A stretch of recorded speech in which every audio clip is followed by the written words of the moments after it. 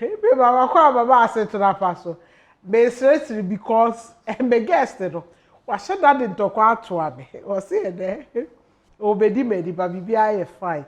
Me hu na me di agi because my brother no. There's a cash no na omma bibie. Bright can come word head of sports. Pure 95.7 FM. On the me guest. The host of yet to be premiered the BKB show. Yes, 24th December. And then the DD Christmas.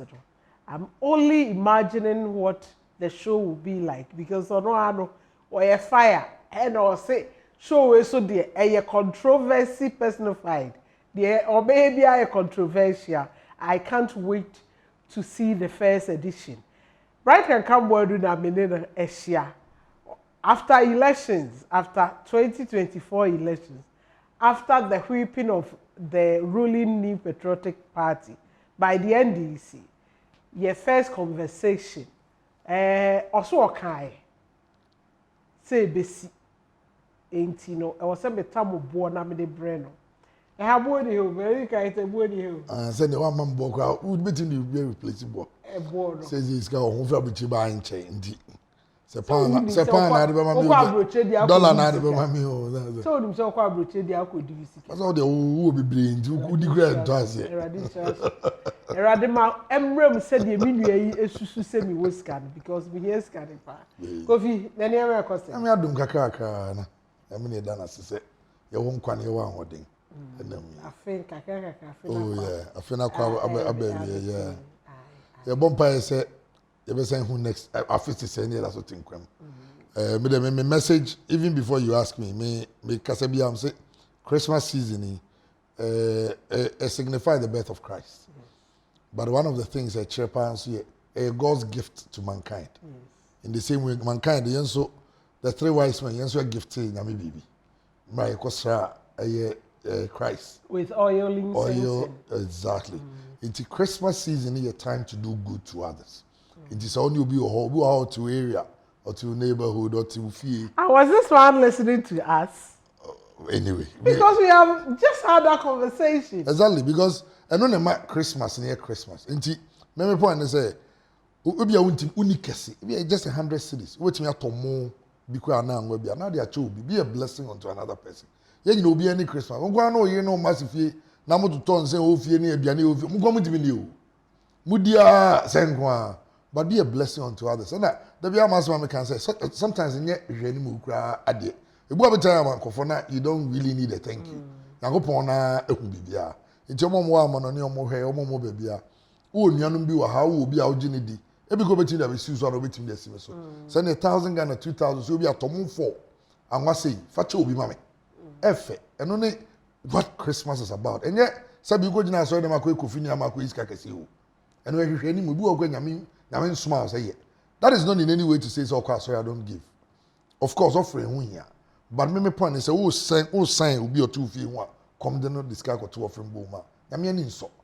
Intina emra Yesu esu afọ call no obisa say rabbi mansem bebrebe ni nyina de yen pa na ehu hia o se di kan do owurade onyankopon nkwa nyina oho odi nyina otumi nyina de toso do yonko sa o anka sorry o se do yonko sa o so showing love to one another eno ne ade nyame pe of course ye kokosom no e wo na sorry fi but I know nkyere say sesa because Christmas I'm telling you one of the things that will happen they say your nkofo a ombe akodiga actor nyoma over 10,000 15,000 akoche ne sofo sofo no we skache ho asofo no bibiri we skache ho na akoche no we ebi asofo ni bi ho mu ntimi nka me hu video bi of Nigerian pastor bi a obi your frefre of ka say nipa omo obo amount bi ever say bi anka 100,000 Ghana cedi wa bebre openi nipa 10 on man 100,000 Ghana cedi na mafo be gina anymore we know you know what mon kofie mabusuam sa 100,000 anka de man ko chema ko busuam mo chiro mo nyina ache bi mu bi anya bi wow they need it nyame eno ne ade ya na ha agenti maybe so suffer is to that abaye bi say obi em se ketua na nipa kro no o hwe nipa kro ne ho a o business ke o se bibia nipa kro no be ye no ɛna ɔso ɔmra wonyina ho me who sa video no bisa no say o ye adwuma bɛyi okay kan ya na ɔfrɛfrɛ ye obi nkyemisi you know ɔgyegye ni nyina ade ma no so kwa ka kyerɛ yiri sɛ o kwa sorry say na sorry ama o kwa sorry sɛ ja mo bi kura so ma no adwuma exactly that's the essence and Power Chapel ɛwɔ almost scholarship funds for Nkrofo and Kolane, they are almost school, but they also have food bank. It's the food bank, you know. Oh, qua sorry, Adriani Abusu fee, and now shed that to Adriani. Now they are called food bank. No, this is so, or qua sorry only the Oko do fee.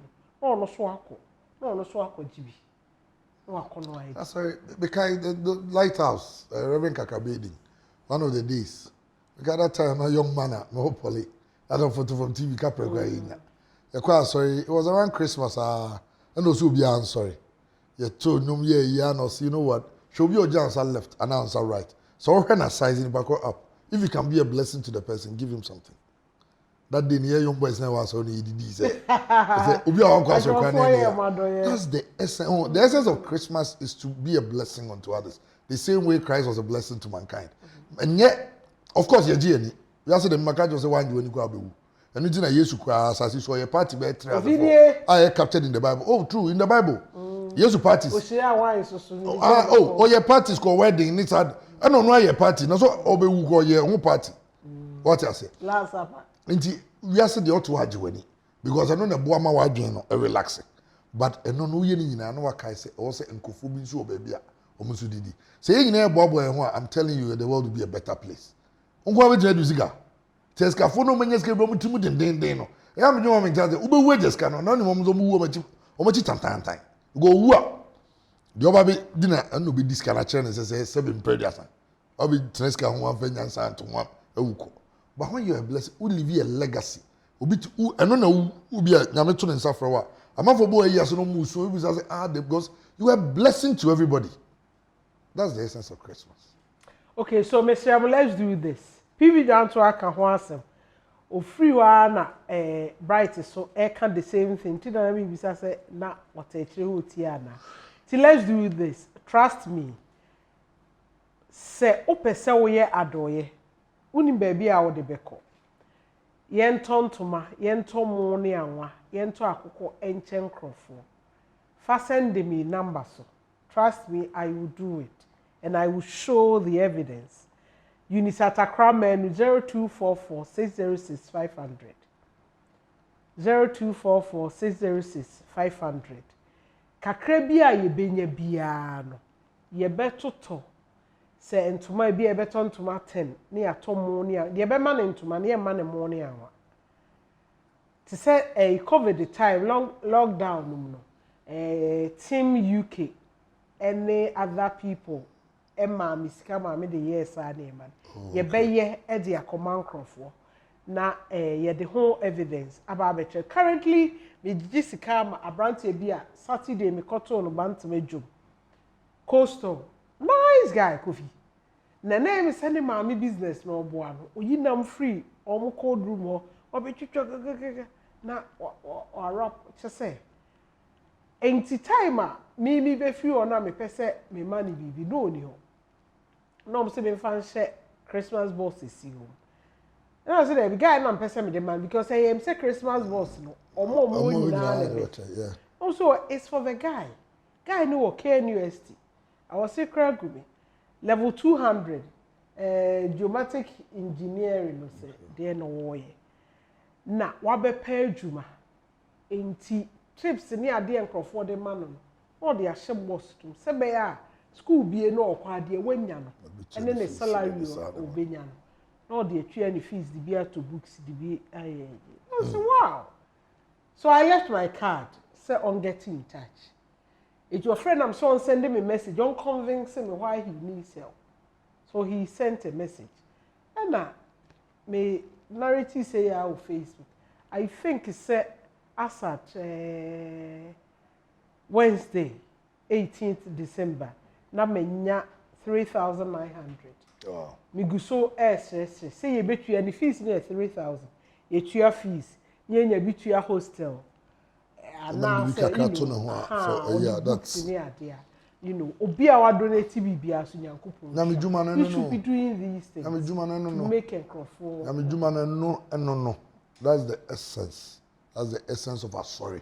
The entire na yakwa asori titini nyina na say it become ye nya be one community ni aboaboa ho. And into first no cry no me kai susun sorry days no. Omo say odo adidi. Nti obi ebo de aduane beba. Sade be ya omo muniska ombetimi anu abi no ba obenya aduane adi wa asori. Eno no. But I say on say eno na ema COVID time na so for no be nya problem no. When they were on radio still asking for mobile money. E wa bra na sorry ni bi eje che nioma. Oh. Later these things decided to give back to their people. A lot of churches. Yes, Obi tight for 3 years. They funded it back. Almost say a difficult time for everybody. I saw you Uska. Timunibi. So next time I saw you just come and how. You want sorry, almost you want some money and watch a charm. Even neighborhood don't want. What I say? Kaya you for near doing you know But then I'm say one of the guys I really like. That's why they say makers. Makers, yes. Makers, command your money. I'm always on it. I like the style of doing things. I saw it's hardly here no. Until your boss or anyone say we belong to a family. Now, Bakunsu they are only receiving. Unkwan also the ba. Tina me I told them this uncle for no problem. My mommy a businessman. They are not pastors. They're only using the name of God to make money. So who would me identify? We say I don't go there. Ko baby omo dream. We hear ni na wo na mo bu ko so na nim say obon ba eze Nyankopon say open blessing over the Nyankopon abeto man every so he be full bi so na e jobu o ha do dia fan so no watena so what as you abu obu out there one ho and watena so this o man pa bi edin ba yin na ebo abo e ho a just like I saying a young man who is trying to do something for himself. Exactly. He wants to go to school or so he be about o ye adwumaden e dia ye be sa obo na nyame kura chira. And also you do well. You do. I know the things you do for people. I try. Said personally, but I do my salary so any or more. Just that maybe else. So will be chairman. I thought that sometimes and so not the disadvantage of it. Say, will be realized. Say, oh, you be more beer. Maybe you can't to be enough for so another crowd and so you move back. If you are the back now, what day, baby, be seen no. Auntie, now I try another place and another person. Near Bobo. Ubo, no, do you hear? We notice, he said, that's the account grow for the boost. Because already the old one, and that is true. Already, I know the oh, yeah, I know. It's me perform for be mechanical. It's serious. Unfortunately, I don't work with you again. We should be upstairs today, so now so open more. No, the man very background. That's also crossroad. What is that? But yeah, it training backward did not the help. BKB account. But it's a best someone will be more. No, Mumium your papa bi wa mo ya enwe mu papa enko baby a ze bi obi anka nkere mo your papa bi wa ye ko baby oh no na ya na mye nyina of course it's good to give to people your friends now bo but in moments like this no help your mom okay so be show side check Christmas be man is ka to hair ni na but o hair side checks no so now we show neighbors now more side check in there the girl obi awo yire na o girl there be your girlfriend, yes, or you're our girl. That's any friend side chicken, any girlfriend. Okay, any girlfriend. And I'm person. Okay, and maybe a young and that's all now we interview. I'm in charge. Bring the topics. I'm in charge. Say on the side is what kind. And the BKB show. Oh, can't say what can. No, if one go for Bible, but no one can talk. On the Ghana, a mamri muno. Yeah, a mamra, or Ghana. Never cheat. Sane ketie. I knew you go. Oh no kasane tie. Se amamri mu no. Na de ma eye sane se kane no ze nyame tom meme ni bi nsem a.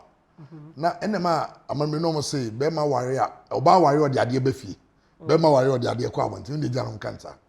Be ma e ware a oba na ware so ware abusua no. Iti virtually o hwe na me bia so na busua so. Nti o ma na o mo wo bi pa no. O mo na e ware more than one. So why 4? Just say you are married to 4 different families. You are actually taking care of 4 different families. And now abrofono de monse say ba ye ha no. And no ye abrofono say nye Bible asem. Because Bible nkasa ntia awadodo. There is no way in the Bible like that. Among for church I did a polygamy. Among for church o madwen fa ho. E o Bible mu. Say na Paul kura kire na adwen. Obi a kire na adwen fa ho. but baby and when Yakopon condemning because David Kuaka so pay you be akawa. I didn't want cancer. It has any enonye. But Brofoni felt that it was saying it was a and until Mremuno no akosan sign. And now signs are contractor. Into a binding contract between one your bar. So you guys all for banning your banner no kinds of watch. What you say? So when your signs are the end of the year, we bema uni won kwine. So for baby on it. And no dear, how they would cheat in the car. Yes, a captain. Ordinance. Unya ye no uni kwine so for banage. But customary no. Aye a mamre no. So why a mamre dear na. Which are back one am you know aka ho. But unim dia na hard yin kakra say a lot of us young men yeah rejoicing in that you know. Oh so which in fair become me mum de keka me gwa na kam advise obi so ko ware a na say me lawyer boy for you definitely BKB show one of my guests also lawyer ya we chat yes immediate pass yes I have been discussed that I asked to say is it good to sign or not to sign what you say I think he was saying it's not good to sign or no so quite also sign because also sign any day easier than one sign here because so sign here wouldn't be also the man the bill sign here one kwa be walk to the court no mumie dum kwa no mago jawa no muni obi any case bia but one sign here means that the families also families not seen and those are not to see now and konkon over na say nti young guys in bia fan say o de otimi but polygamy is not for the weak it's not for poor people. Trust me, it's not for the poor. I am telling you. Nene bako. Let's say they're not with discrimination. Any discrimination. It should be your ability to take care of the woman. Okay. Now, who go for biba? Ultimately, we are not going to be able to count. The man money baby. The man money baby bufuro. As a what the question and our request. Unibi. And on no. Now because I go for be account. Now on also quite go for those unibi.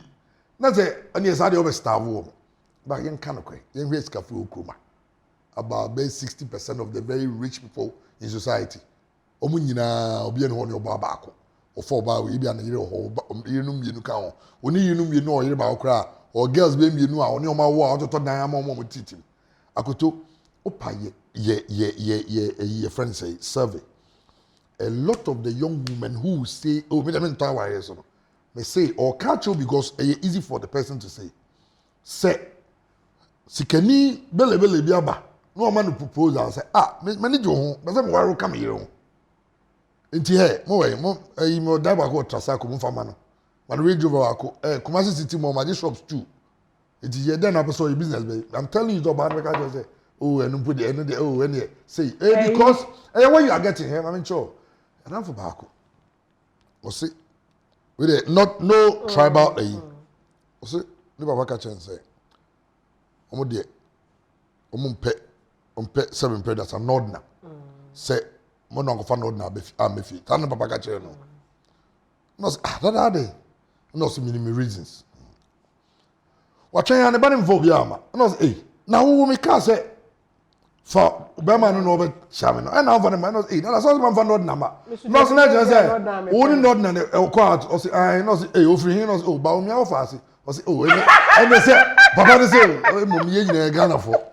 ati o tie no because you say sadia so those things 2 minutes I don't hear influence those things but genuinely and can you say and you nyina yin kan me na ko fam ponsa no o de ekọ o de me ko asori a ofa ne ma na ofa nana no na o nyina akọ and until that time because of the understanding and you in political for mind with those things na obeko efie ba ko na ema mi nsatima o mo ya akrafo ba be ko no mu di nkomo di agro we tian we ba we titi we but not they were underlining enema wo ho coffee and you say me I'm a product of polygamy me papa oh 22 it also 17 we hear the matter or name my bear 9 away because he has 7 men and sons 7 sons each one of them me maame nko omu nyina edi obia maame ba me nua be ma bia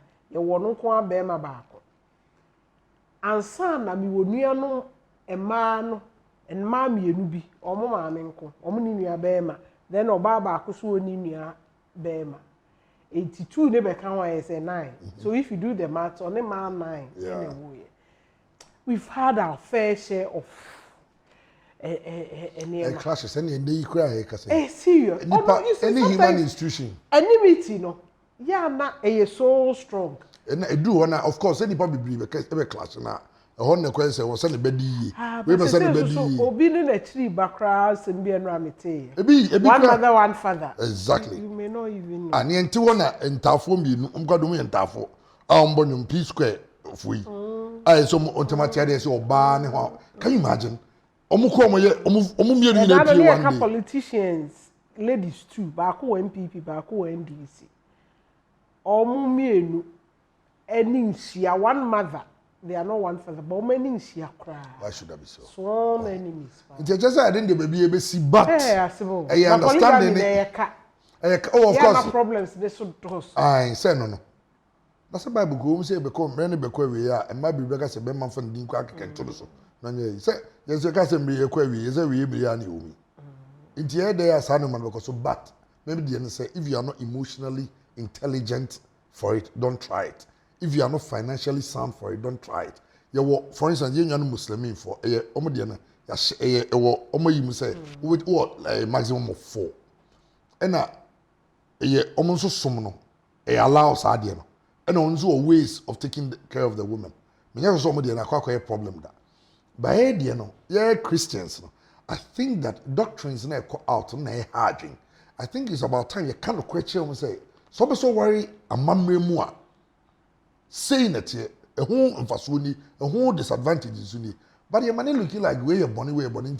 Sometimes if you are not careful, you confuse European culture with religion and what the Bible says. And the money air is but like I'm saying, maybe I'm into me because if you are making quite them money, you know into me.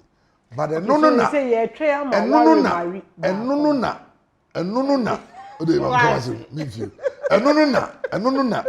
I'm a young girls and boys be a funny say. So only about chimpana.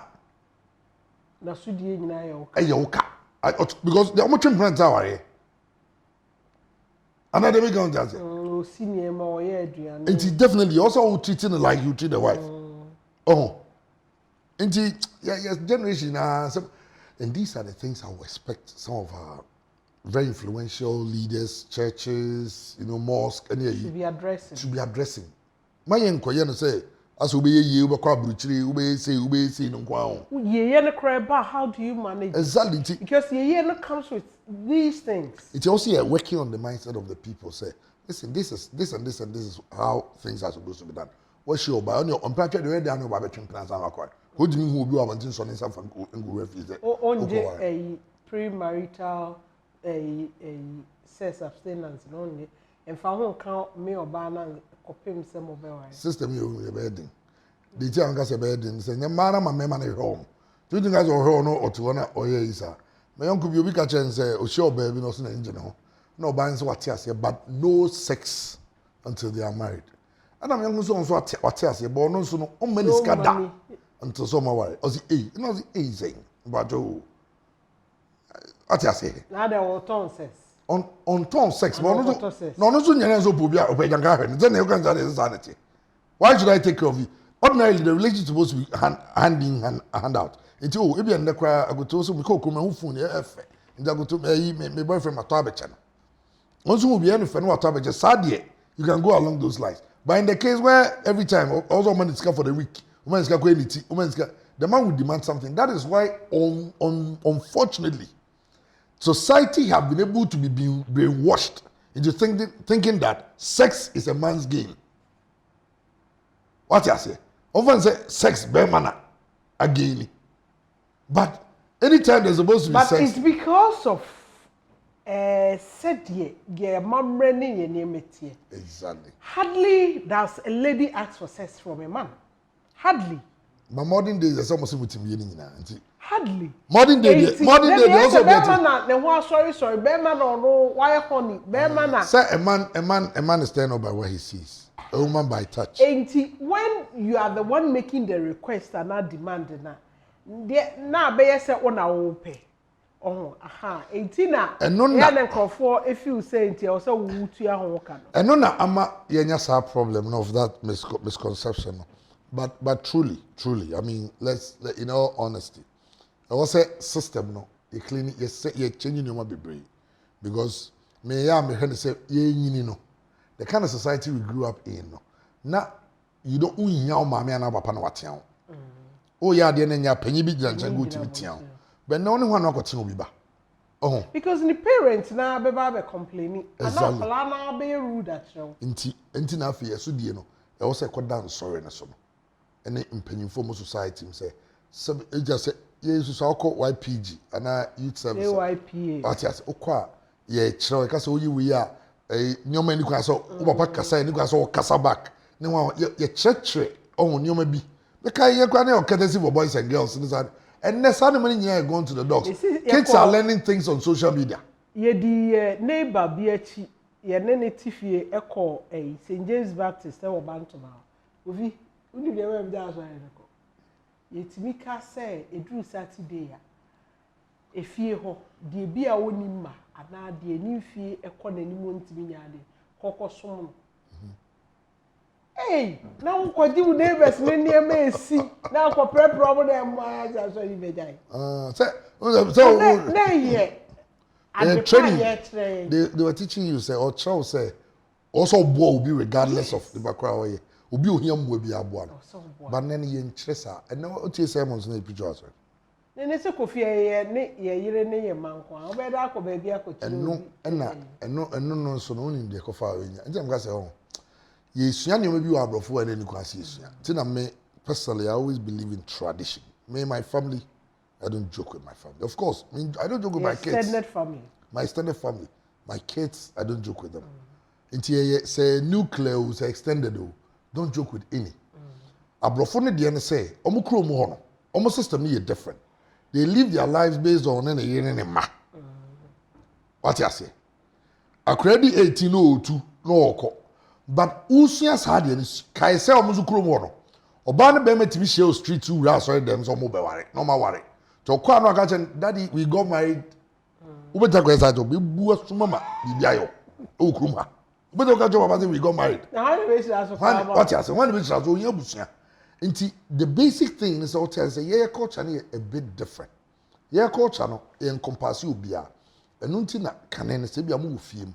Na se bia asemsi fia na abusua bibi to na se emma se bia omunwa be ma ba akwa na mienu a emma ne nyina bo aboso di omunwa man emmema ne chi epri ade ne omunwa be ma no ne nwa be ma ne nya wahwe ne wo fa asefo because bari nim se ne mma no ne nwa mema ne be he omo enu nti na ohwe tetefo na mu ni omo fa asefo agwa agro because unya ba no ona di susum tawachi enti amamre mu no kra no se be ma wo a oba no unya ba panyi ne koto ndin nya o maame on the cotton. Normally, cry the net to Sewa for. That was the essence of the building yard. By ye could see, say English for the buyer. On board any year number, it's any answer, the no for book, ni penny paper. Now, some two are not going to be any. A me uncle, a woozy, and yes, sir, me car one, but the part I played, it was like me, Papa Nail. Exactly. Because he was there for me. Exactly. And now, Omobia who say, or you're proud of all of us, CBT Akoto Mansa. I thought that is your mommy show if you be more. Bemani born a fasia. Nani manibu a year boof. No, me auntie dear. A nuntina, her catch was a Bible book net down, a book of life, my friend. When the Bible said, told our yard, they cry, Bunku yard, got many from a nuntra. A nuntina means you met 2 boys in a biblical form of bear and say, and no a young man, none your bow or your girlfriend. Men money every source of your income. Men money who. James, oh yes, I to mention. Oh, yeah, dear, or so. Money who, no money be. Umani who be. Bibia. Asem to abontin suni na be fa o. The building every team, I'm sure. Account ni bebre. Account ni bebre o ha. Account ni bebre o ha. But they make can say, Bibia we yedi nyeska bi. Bibia o connection bi a nyeska. Oh, we are nyeska. Nyani nyana also bi so. Because ya adwene minim papa bi a ne source of income. One oba na wa ye basabasa no. Oba ni made sure so be say ni nyina. You have a son na o person mo take care of. Onim de intra. Ko abrante and godfathers. I go say ni. na de tie kura ne so hu ni nyina buo no kura wo ho no be kofom asa ade a wunnim e shrouded in secrecy there's a mystery about something ya mo pe na fu so ba bi wo betime hu ni kusika wo bia relationship ne aware ka secrecy da bi secrecy de bi wo mamon try secrecy de bi wo so bi wo obi hu bibia unse na oba bi ni be ma bi sia no need nkomo na koto lunch ama no akoisi oye o baby abema no the oba be hu de oye pa odi nya ska no on value ni biem enu ti na de bi am say the best restaurants yes ska no no pe ne kwa ska ne fa so de bi so ade a wonnim no ya na ye unnim no unse to da ehu yi kakra ye businessman so ye don e bi onu so ye business unu so ba onnim he that restaurant how did you open that be ra kitchen ho ehun say de om dia bia no be ja wa aduane di unu di obi nti e good say you be you open up but you only for instance ya dia ma e bia wanye careful no nyo ba na ni brade a wa how ya dia ma ma me kra na ya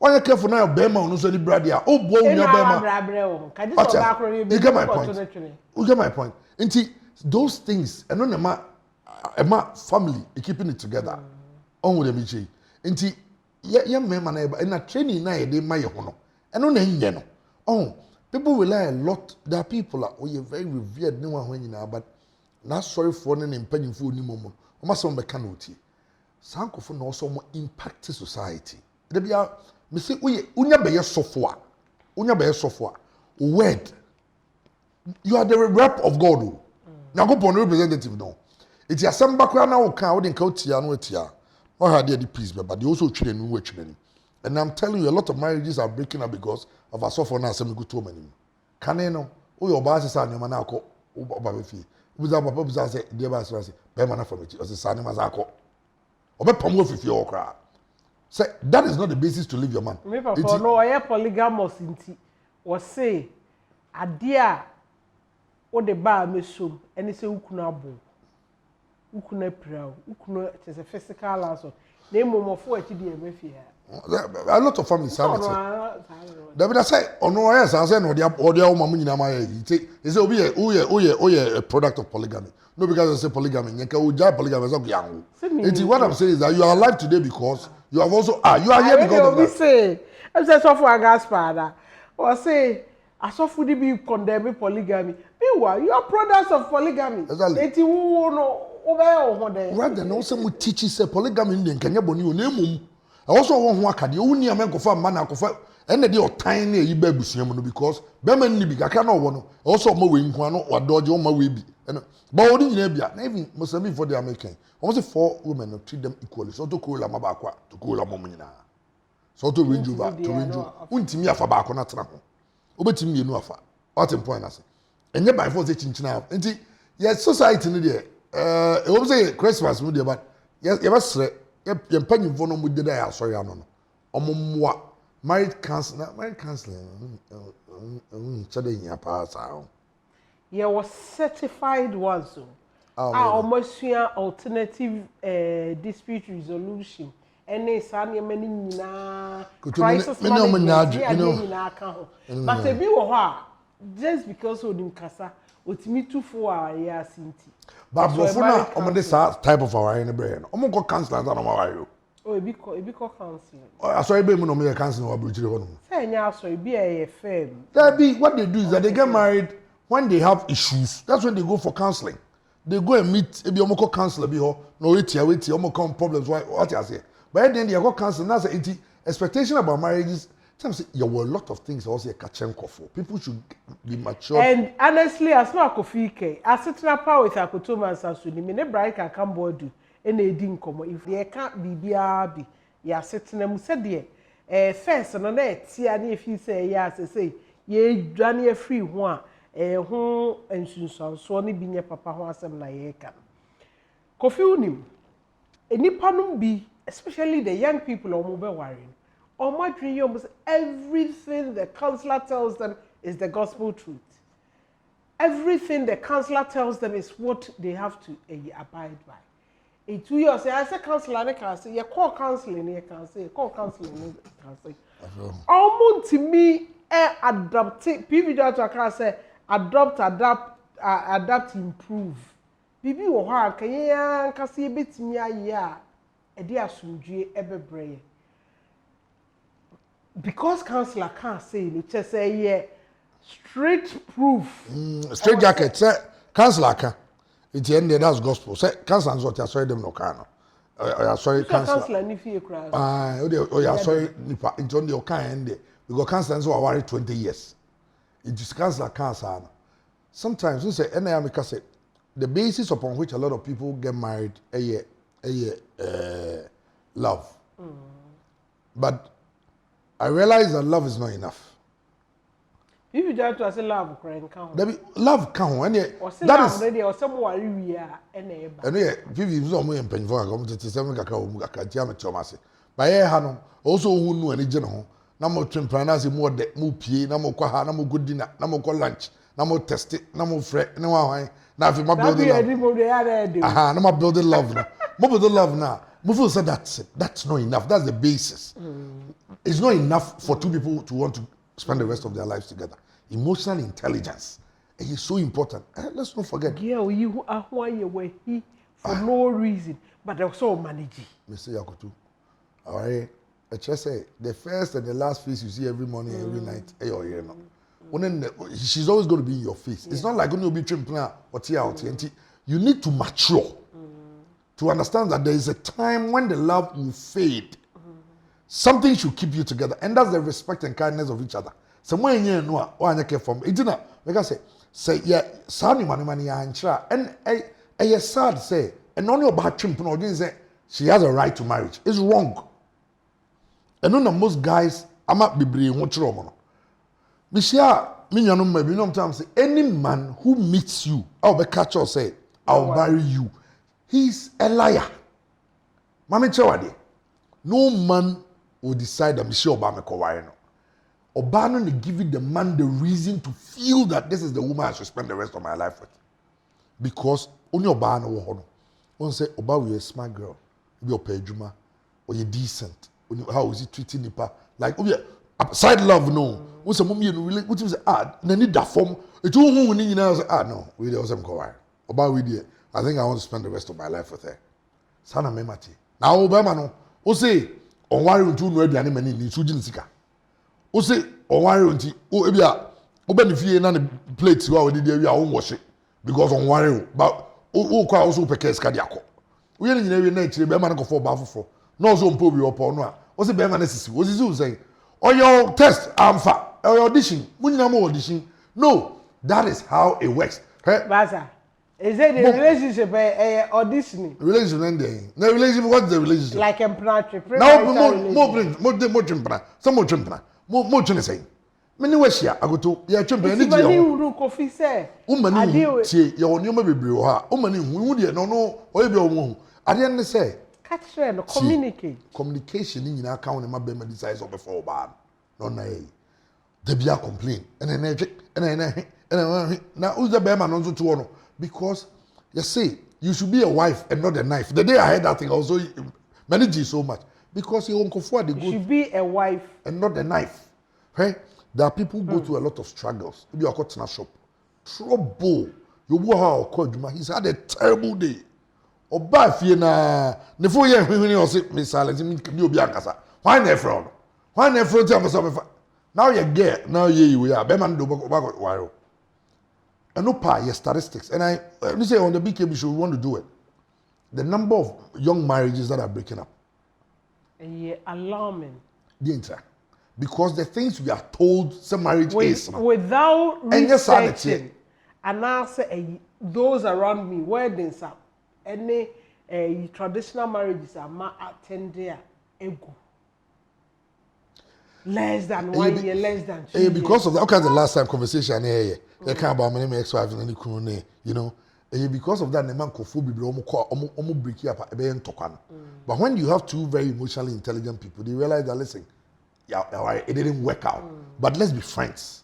Friends, you know, your uncle for to be your friends because. Momo de no munye smart. Your mama munye smart. Momo your friends are. And abo anzo ma wo echi. They don't want to. Me say bi ho abo anzo ma wo echi. Your mama munye friend. I say okay. I'm telling you. Guy that disrespecting the year na wo ha no mafie ni ade e na ojae no o mo jae aware.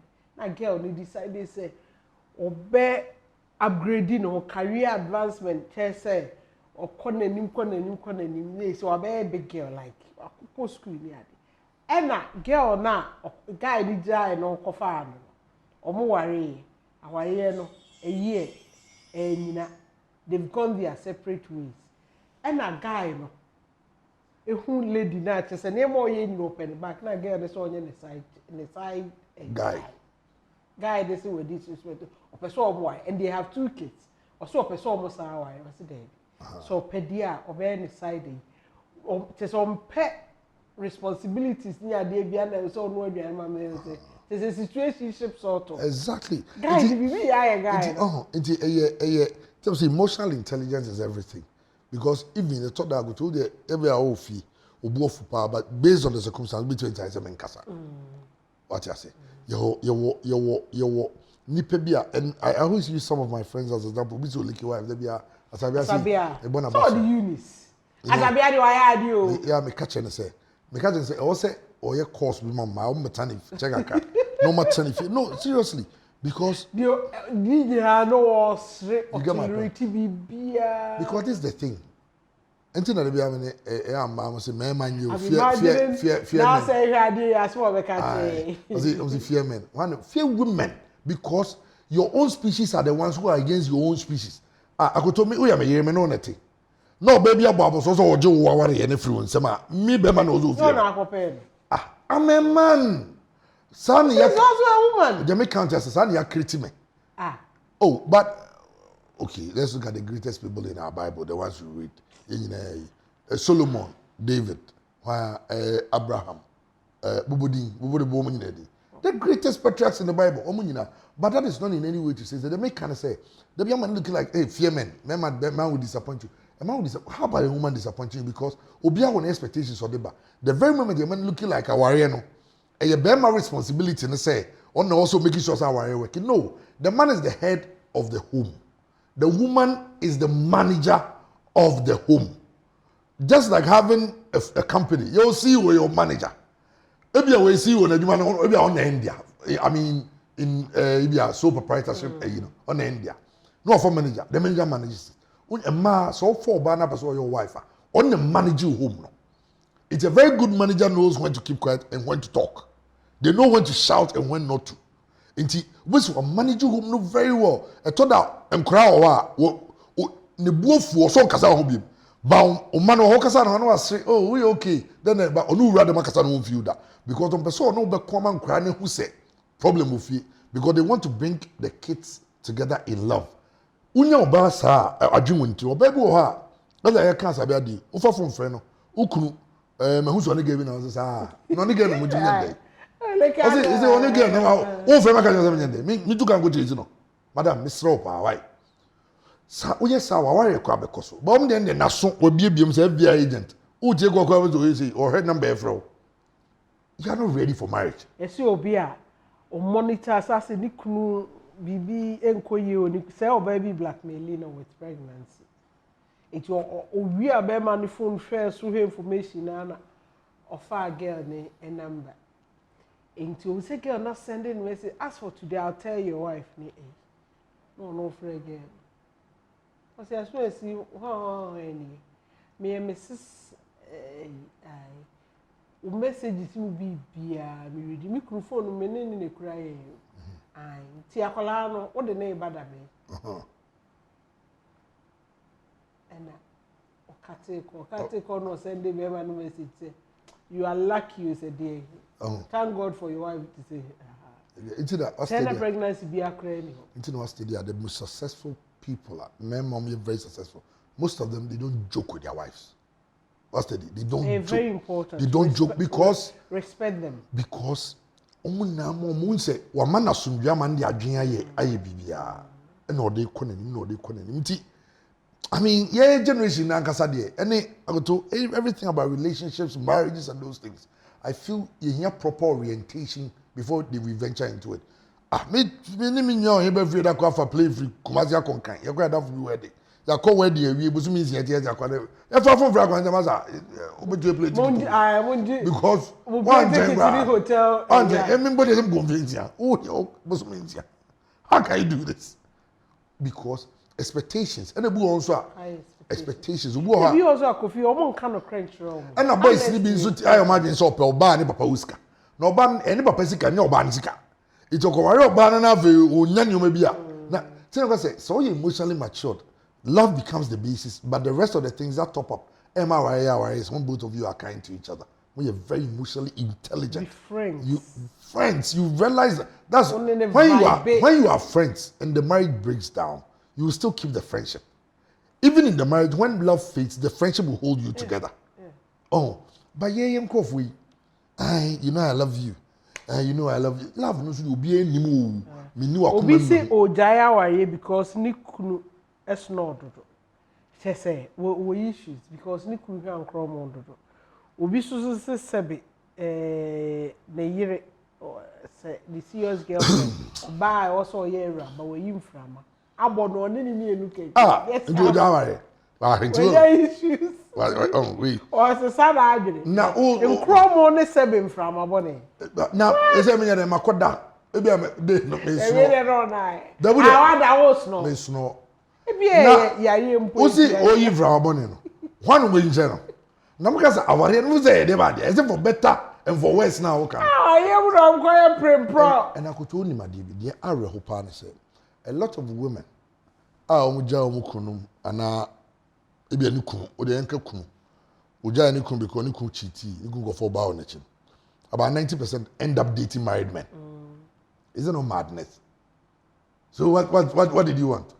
When you were the missus, the head of one what else? One the manager of a home. What Jane say? Uyeya, what could you be kunu? Momechi. Now got the 20. Oh, mo generation mo nim dem po. I was going to say that. It's as if your priorities, you know, you intimi nya right. Oh.